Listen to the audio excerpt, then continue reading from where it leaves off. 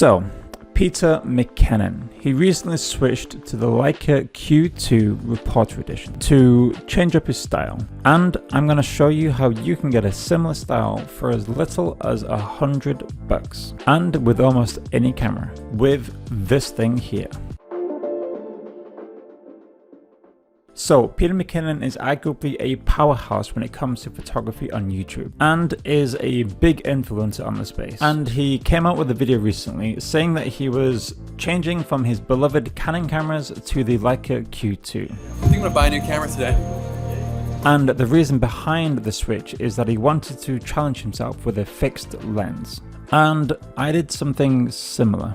You can see the comparison here from Pete's images and my images side by side. The only difference here is that his camera cost $6,000 and my setup cost $100 for the lens. You obviously do need a body to go with this lens, and I chose my old faithful, the Sony A6000, which these days would set you back around $500 secondhand. Now, I know, don't get me wrong, the Leica camera is superior in every single way, but you can arguably get very similar results at a fraction of the price. But just for comparison's sake here, you can see the differences between these two cameras here.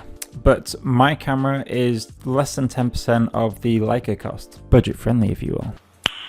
Nice. I mean, we all know the Sony A6000 by now. It's a classic. 24 megapixel APS-C sensor. It's got a fairly decent autofocus and it does video but only in HD and not 4K. But arguably, even to this day, do you even really need anything more than a 24 megapixel APS-C sensor? I'm gonna leave that one up for debate. But just like Peter, my reason behind all this for me was that I wanted to restrict myself and push my creativity. Plus, I wanted to shoot on film again, but I didn't want to spend so much on developing the film rolls and the time it takes for those film rolls to get back to you. I also wanted an everyday carry setup, and I didn't want to be taking any of the gear that I use on a day-to-day business basis. So I wanted a cheap and nasty setup, something that I could throw around my shoulders and just not worry about the gear itself. And there comes in the A6000 and this, the Mica or Mica 35mm 1.4 lens.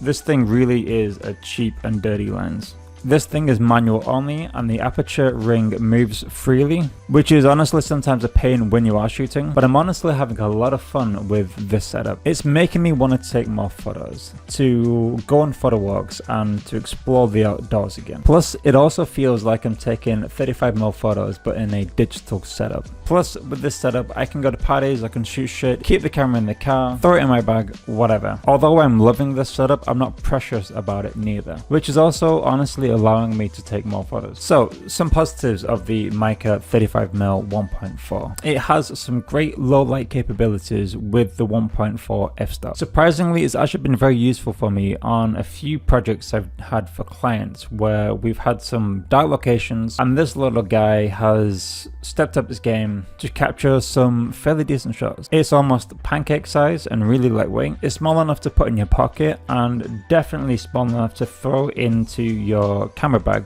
and not worry about it. It's not taking up space, it's not taking up weight, and the price is unmatched. I mean, for $100 you really can't get anything better. Obviously there's a lot of glass out there which is way better in quality and way more expensive. So from a cost to quality ratio, it's not bad. Plus, this lens is pretty damn sharp when you get the image in focus, that is. And the bokeh has a nice feel to it too. But obviously we do have some negatives. It is manual only. I mean, I personally love that because it gives me the feel of shooting on 35mm film. But I can certainly say that I have lost a fair few photos due to the image not being sharp, as I'm always having to try and find the focus. The aperture ring moves far too freely on this lens for my liking. Quite often I've had my camera slung around my shoulder, then I got to take a photo and the image is really dark, and then I realized that the aperture is way up to 16, so it can sometimes be a little bit fiddly to use. And this is a small thing, but the lens cap does tend to fall off quite easily, but I'm kind of nitpicking here too. But yeah, I'm loving the Mica 35mm setup right now. It's a good everyday carry, as I don't care if I scratch it, break it, lose it, as it's only $100 for a new one. Plus, the restrictions of shooting on a fixed lens like a 35mm is kind of freeing for your photography. And a fixed lens in the range of 28 to 35mm It's a strong POV vibe of the photographer's field of view. So it's perfect for things like street photography and capturing exactly what you see yourself. For the price, it's honestly worth it if you're a Fujifilm, Nikon, Sony or Mica Four Thirds shooter.